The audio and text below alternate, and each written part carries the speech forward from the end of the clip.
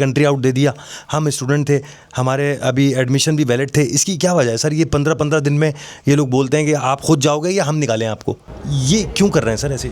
Actually Sweden ने जब student visa दिया बहुत काइंड होके दिया था तमाम लोगों को, इंक्लूडिंग मी, सब लोगों को इधर बुलाया था, ठीक है। तो हम लोगों ने आगे क्या किया कि उसको मिस यूज़ किया। हम लोगों ने इधर आके स्वीडन के अंदर जैसे ही यहाँ पहुँचे हैं अपनी फ़ी के एप्लीकेशन दे दी यूनिवर्सिटी को कि मुझे फ़ी रिफ़ंड कर दी जाए, और ख़ुद पुर्तगाल भाग गए या पोलैंड चले गए, किसी और मुल्क में जा चुके, फ़ीस भी वापस ले ली, यूरोप भी पहुँच गए। तो this is the way people used, and after that when authorities know this one, they have stopped this, and now they're very strict in interviews in Islamabad, and they do very good screening and sending genuine students which can continue studies. And it might be in next 1 year they're going to bring this law in Swedish parliament that everyone who come here complete their degrees first. सही। अच्छा, एक चीज़ पूछना चाहता हूँ sir, asylum पे बहुत सारे phone आते हैं, लोगों ने बहुत बड़ी तादाद में यहाँ पासपोर्ट लिए। एक फ़ोन मेरे पास ऐसा आया, उन्होंने मुझे बोला कि यार हमारी नेशनलिटी रिवोक कर दी। उन्होंने जलालाबाद का बोल के, थे वो पाकिस्तानी, जलालाबाद का बोल के उन्होंने पासपोर्ट लिया। उसके बाद जब उसके ऊपर वेरिफिकेशन हो गई, एक दिन पाकिस्तान से आए वो एयरपोर्ट पे, तो 6-8 महीने में उनको रिवोक कर दिया।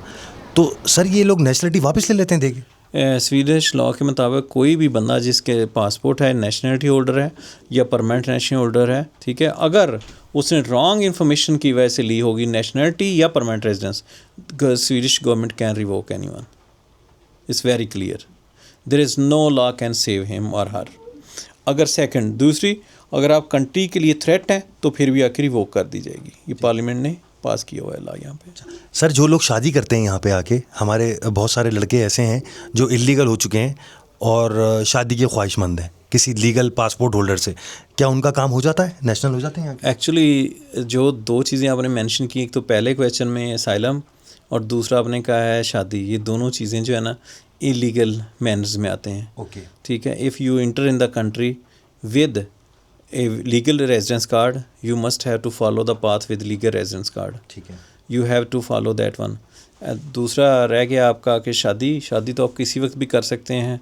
सलमा पे दिल आ गया तो एनीबॉडी कैन, अगर आपका पार्टनर आपके साथ राज़ी है, ठीक है, तो यू कैन डू मैरिज। जी, मगर ये कुछ this is lot of fake marriages which creating problem and which are making us seen and bad us in front of authorities. सही। एंड मैं यही कहूँगा, आपने शादी करनी जेन्युइन किससे भी करें, ठीक है, वो कोई इशू नहीं है, लेकिन ये paper marriage, civil marriages and so on which is wrong way, never go to that part. ठीक है सर, लड़का अगर इलीगल है तो यहाँ की सरकार आपको बोलती है कि you must have to go back to your own country and then you have to apply from there, या यहीं पे उसको मैरिज रजिस्टर्ड करके एक्सेप्ट कर लेंगे?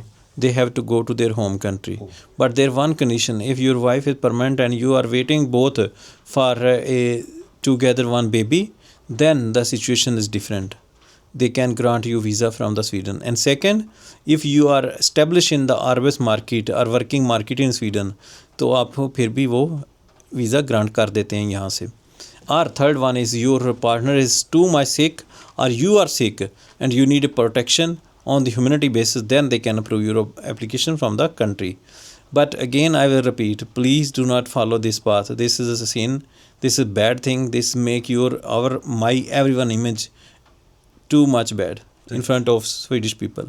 अच्छा, किसी किस्म का सर आपने यहाँ पे देखा कि जैसे ये ब्लैक है या ये वाइट है, मुझे ऐसा लग रहा है बहुत अच्छी तरह मिल रहे हैं, जहाँ मालमो में सिटी में हर आदमी मुस्कुरा रहा है, बहुत खुशी से मिल रहे हैं, लेकिन सुनने ये भी आया कि इमिग्रेंट से थोड़ा सा नाला है। जैसे स्पेन में सुना है मुजाहरे हो रहे हैं कि बहुत सारे इमिग्रेंट, पुर्तगाल में थोड़ा सा ये सिलसिले चीज़ें शुरू हो गई हैं, यहाँ पे कैसा है? ठीक है सर, देखें, इसमें कहीं पे भी दुनिया में आप चले जाएं, ताली दोनों हाथों से बजती है भाई।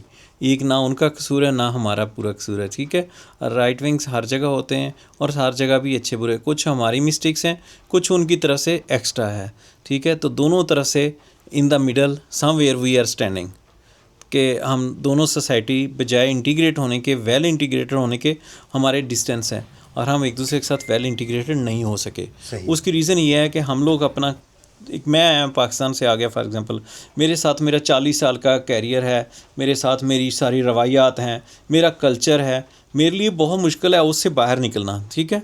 और स्वीडिश एक मेरा दोस्त है, उसके लिए बहुत मुश्किल है, वो बॉर्न है कि मेरे कंट्री में आके आप अपनी कल्चर को प्रैक्टिस करो। It's two different thing, so it's called culture crook, the fight of cultures, nothing else. सही। मगर अभी थोड़ी देर पहले आपने एक बात बोली कि बिजनेसमैन यहाँ पे थोड़ा स्लो है, जो जॉब कर रहा है वो बहुत खुश है। सर इसके बारे में बताएं, टैक्सेस की वजह है ये? Sweden culture have always very strong tax culture hair.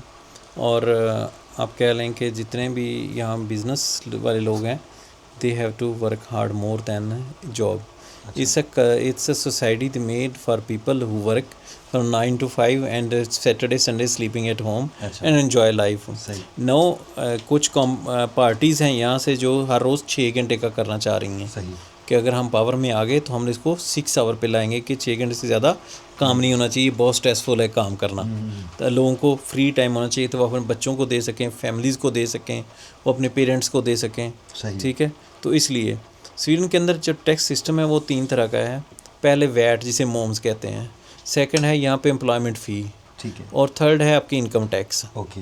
Income tax normally 30% है, 25 to 30% है, और ये बढ़ता जाता है जैसे आपकी इनकम बढ़ती जाएगी। ठीक है। जो आपके आरबी से होगी ज़रा एम्प्लॉयमेंट फ़ी, अगर मैं कोई बंदा हायर करता हूँ, मैं उसको 30,000 सैलरी देता हूँ, उस बंदे की सैलरी से 7,000 टैक्स कटता है और मुझे एम्प्लॉयर को भी 7,000 गवर्नमेंट को साथ देना पड़ता है। तो double taxation system. Employment fees 31 ये फ़िक्स है हर किसी के लिए। 31 अगर आपने एम्प्लॉय किसी को रखना है तो 31.42% आपको वो पे करनी है, और बंदे की सैलरी से 30% आपने काटना है। और हर एम्प्लॉय का हर मंथली आपने डिक्लेयर करना है। ये नहीं कि आपने 6 महीने काम किया, मैं 6 महीने बाद नहीं, गवर्नमेंट को अगले महीने की 12 तारीख को पैसे चाहिए। हर सूरत यू हैव टू डिक्लेयर। सही है। और फिर तीसरा जो आ जाता है, मैंने आपको बताया जैसे वैट और मोम्स। मोम्स या वैट जिसको इंग्लिश में VAT कहते हैं, वो यहाँ पे 3 लेवल हैं उसके। जितनी भी सर्विसेज, गुड्स और क्लॉथ्स हो गए, चीज़ें जितनी भी हैं उनके ऊपर 25% है, फूड के ऊपर 12% है, और ट्रैवलिंग के ऊपर 6% है। Okay. So this is high tax ratio in whole world. तो फिर नौकरी ज़्यादा बेहतर है? नौकरी is much better than the doing business, but you can earn much money in business. वो लोग जिन लोगों के लॉन्ग टर्म कार्ड्स हैं पूरे यूरोप के, तो वो यहाँ पे चेंज करा सकते हैं? Yes. No, this is very good question you have asked me, which we missing. long term residence in EU, LRT from any country from whole EU. This agreement is not signed by the Denmark. This agreement was not signed by the Norwegian government. This agreement was not signed by the Ireland. Okay. Rest whole यूरोपीय union ने इस पे sign किए हुए हैं। ठीक है। 2004 के लॉ के मुताबिक 34 जो आर्टिकल है डायरेक्टिव है EU का, कि तमाम मेंबर स्टेट बाउंड हैं कि कोई भी बंदा जो एक कंट्री का LRT है उसके पास, वो दूसरी जाके स्टेट में रह सके। ठीक है। और इसको रेजिडेंस कार्ड इशू करना और उसको वही राइट देना जो अपने नेशनल को हैं इधर। अच्छा। और उसकी फैमिली को दूसरे कंट्री से बुलवाना, वो भी उसमें शामिल है। सही है। ठीक है। ठीक है। जैसे पाकिस्तान से कोई लोग पुर्तगाल से या इटली से स्वीडन मूव होते हैं, ठीक है, तो they have right to live here. उनको कितनी सैलरी चाहिए? बहुत से लोग मैंने देखे हैं बेचारे, वो 16,000 20,000 का उनको, आपको 16 घंटे काम करना है वीक मिनिमम।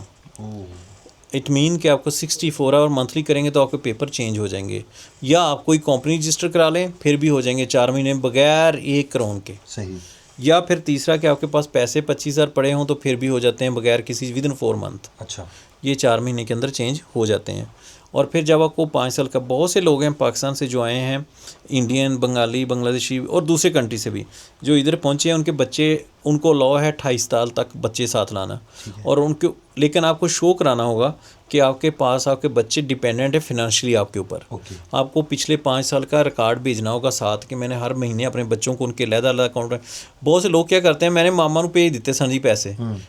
ब्रदर, यहाँ पे वो चाहते हैं कि हर बच्चे जो 18 साल से उसके ऊपर अकाउंट हो और उसमें आप पैसे भेजें ताकि एक एविडेंस उनको दे सकें। सही। और जब बच्चा आपका इधर आ गया, अगर वो 18 साल से बड़ा है, ओके, और एक दिन भी उसने काम कर लिया, it means he is no more financially dependent on you.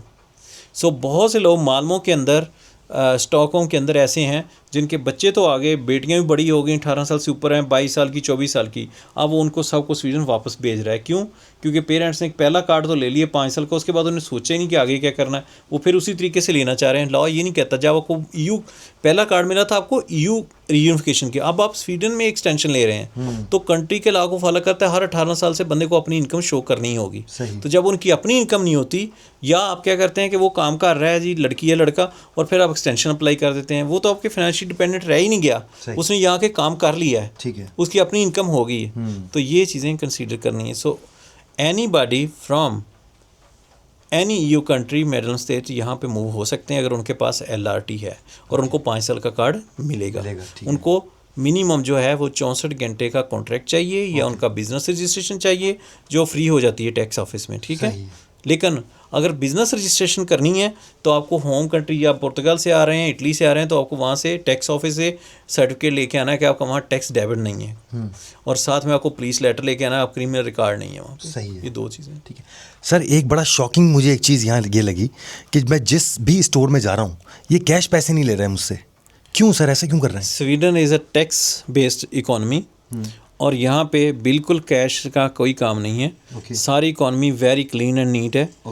और वहाँ पे जाके आपको पैसे कार्ड से ही पे करना पड़े। जो चेन स्टोर हैं कि H&M हो गया, ये बड़े स्टोर हैं, लिंडेक्स हो गया, कपल हो गया, उन्होंने लिख के लगाया हुआ वी डोंट, ज़ारा पे आप चले जाएं शर्ट लेने के लिए, they don't accept any cash, you have to pay with card. So clean economy को क्लीन रखने के लिए, अपनी फिनंशियल स्टेटमेंट को क्लीन रखने के लिए they don't involve in this. I have small business at taxi.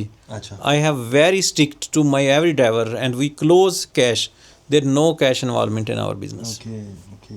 Sir बताया आपने अभी मुझे कि ये वो दुनिया का वाहिद ऐसा कंट्री है जहाँ 0% करप्शन है। Yes. ऐसा ही है। Yes, तो सर नए आने वालों को कुछ कहना चाहेंगे? मैं एक आपको करप्शन पे पहले बात कर लें हम लोग जी। मैंने आपको बताया कि हमारा जो सेशन होता है ना डिस्ट्रिक्ट काउंसिल का, जब हम वहाँ जाते हैं तो वहाँ साइड पे ना एक पड़ी होती है टेबल के ऊपर काफ़ी है और फ्रूट पड़ा हुआ है, बनान्स हैं, एप्पल्स हैं और चीज़ें डिफरेंट, लेकिन साथ काफ़ी रखी थी। आप काफ़ी ले सकते हैं।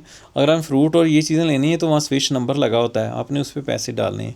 हर बंदा वहाँ, कोई नहीं खड़ा होकर पैसे कंट्रोल करने के लिए, लेकिन हर बंदा वहाँ पे करके जा रहा है 10 करोड़ 15 करोड़। और ये वही बात है जो कैदों ने कहा था कि आपने घर से चाय पी के आया करो, जिसने पीनी होती है, ये पब्लिक फंड है, मैं इसको इस्तेमाल नहीं करने दूँगा। सही है। हाँ, नए आने वालों के लिए यही है कि जो भी हमारे स्टूडेंट दोस्त आते हैं या LRT से दूसरे मुल्कों से मूव होते हैं या नेशनलिटी के साथ मूव होते हैं, first away from corruption, away from tax stealing, away from the different criminals. अपनी जो भी आपको इन्फॉर्मेशन चाहिए ना स्वीडन के अंदर, अगर आपको इमिग्रेशन तो माइग्रेशन बोर्ड, आपको टैक्स के तो टैक्स, यहाँ पे अथॉरिटीज़ इतनी हेल्पफुल है ना, वो आपको हर चीज़ बताती हैं अगर आप इनके। लेकिन फिर भी अनफॉर्चुनेटली बहुत से लोग इन मकरू धंधों में पड़ जाते हैं और लोगों के हत्थे चढ़ जाते हैं जो उनको बाद में सही तरीके से गाइड करते हैं, मिस गाइडिंग की वजह से। जैसे एक स्टूडेंट आया है, उसको चाहिए वो अपना आते ही अपना B लाइसेंस बनाए, अपनी लाइफ को आगे लेके चले, ठीक है, लैंग्वेज सीखे। सारी ये हमारी डिस्कशन का जो मेन लुबेलबाल है वो है लैंग्वेज। अगर आप स्वीडिश लैंग्वेज सीखते हैं ना तो million of people can get job here in this country. You not be A free a single minute if you have language. यहाँ पूरे मुल्क के अंदर कोई भी जिसने स्वीडन के अंदर ग्रेजुएशन की है, यहाँ स्वीडिश सिस्टम के अंदर से ग्रेजुएशन की है, वो आपको बेरोज़गार नज़र नहीं आता। अच्छा। जो बेरोज़गार लोग हैं 5.7% पे 6% पे है, वो लोग हैं जो ड्रॉप हुए हैं स्कूलों से, जो इनकी पॉपुलेशन वो है। और उसमें भी 35% जो फॉरेन लोग स्वीडन से बाहर पैदा हुए हैं वो बेरोज़गार हैं।